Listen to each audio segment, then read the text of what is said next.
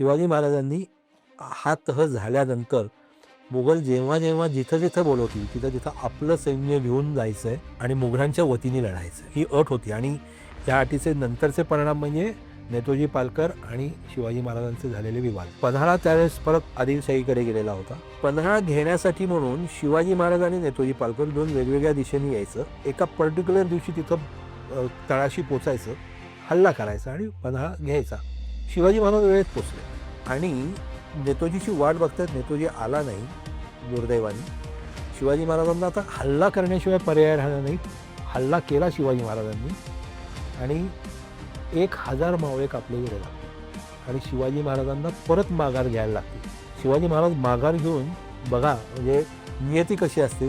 शिवाजी महाराज माघार घेऊन परत कुठे गेलेत तर विशाळगडाला गेले. म्हणजे जे सिद्धी प्रसंगात तिथून निघून विशाळगडाला गेले तसंच त्याच मार्गाने त्यांना विशाळगडाला व्हायला लागलंय. आणि त्यानंतर 1 दिवसांनी नेतोजी तिथं पोचलाय. कारण माहीत नाही, इतिहास काही बाबतीत मूक असतो. एका कागदात असा उल्लेख येतो की शिवाजी महाराजांनी नेतोजीला विचारले, समयास कैसे पावला नाहीत, म्हणजे वेळेत का नाही आलात तिथं.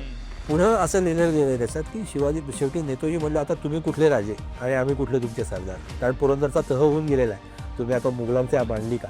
आणि मग तिथं वाद होऊन नेतोजी पालकर डायरेक्ट मुघलांकडे गेलेले नाही आहेत. नेतोजी पालकर आदिलशाहीला जाऊन मिळाले. आणि मग हे जेव्हा शिवाजी महाराज आग्र्याला गेल्यानंतर मिर्झा राजा जयसिंगनी विजापूरवर जेव्हा हल्ला केला त्यावेळेस काही पत्रव्यवहार करून किंवा काही आमिष दाखवून नेतोजी पालकरांना मुघलांकडे घेतले गेले.